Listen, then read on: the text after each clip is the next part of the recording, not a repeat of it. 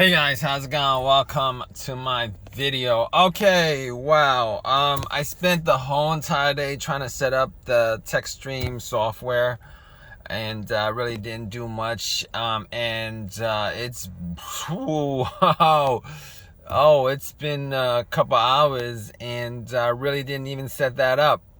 So I was thinking to myself, let's try it the other way, like the normal way, just to delete it from with my OBD2 scanner, which I have an OBD2 scanner. It's a it's kind of a high quality scanner. It's $173. Not like the top of the line scanner that has like $1,000 or whatever. It's like $173 dollars. It'll read the codes. It'll read the permanent code. Sometimes with the cheaper scanners, they don't come up. The permanent code, it shows up on the scanner. All right. Yesterday I tried deleting it with that scanner and it popped up immediately. As far as that message goes, there's a message that says, that message that says like, have your hybrid battery checked out or whatever, with a triangle here.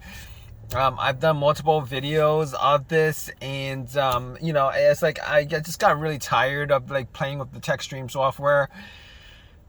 And I was like, okay. Here's what I'm gonna do. All right, I'm gonna I didn't get anywhere that for a couple hours, and then I was thinking to myself, all right, let's try that again. Let's try that scanner again to delete it. Last time I deleted it, it came back up within like a couple of minutes. This time I deleted it, and I did it a couple times actually, because, well, first time it deleted it. Second time it deleted. The permanent codes are still in the system. It's in the scanner, but the warnings are not showing up. I don't know whether it's gonna show up.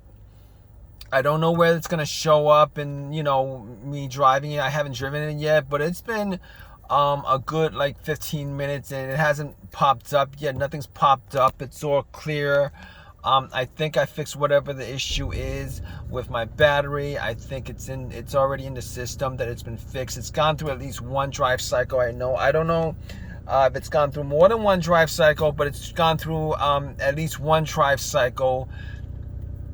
And hopefully it doesn't come up again. I haven't had any of the lights on the dash come up, so I kind of lucked out on this. And if you guys are in one of these situations where you guys swapped out your battery packs, and you guys don't get any kind of red lights on the dash telling you that you got ABS light, what's the other light, there's a couple of lights, and then the messages will say you gotta you gotta check out your brake system, you gotta check out your four-wheel drive system, you gotta check out this. I didn't get any of that, from yesterday to today. All I got was you gotta check out your battery, a little triangle on top, and then nothing else.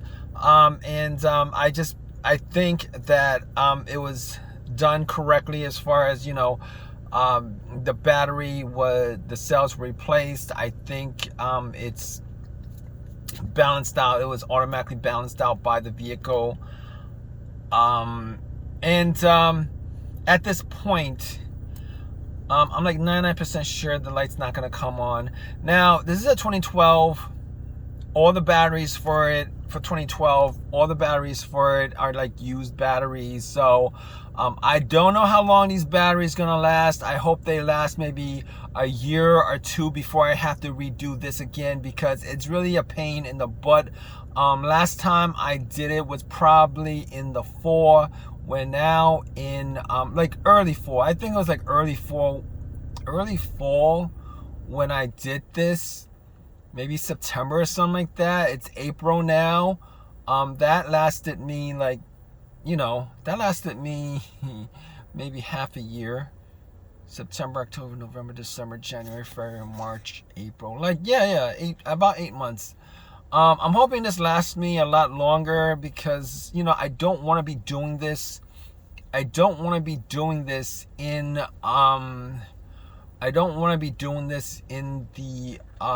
winter time. I don't want to be doing this late fall. I don't want to be doing this in the winter time. I don't want to be doing this when it's cold outside. I don't want to be doing this when it's really hot. It's like The weather's been pretty decent. I can't complain about that.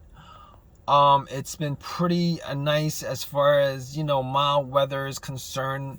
And, you know, this job is just too big for me to want to, you know, it's like you got to take out the chairs and all that stuff. You guys, if you guys gone through this, you guys know exactly what I'm talking about as far as, you know, what goes into removing the, you know, getting to the battery, removing the battery packs, all that stuff. It's just a big, huge headache. And then after that, you gotta, you know, drive it around at least one drive cycle to see if you repaired it. It's just exhausting as far as the amount of work that goes into it. I had to rent out a storage unit and put the seats in the storage unit the last time because it was just better. This time around, I really didn't have to take off much as far as bolts and all that stuff is concerned. I kind of know my way around the vehicle as far as all that stuff is concerned at this point. So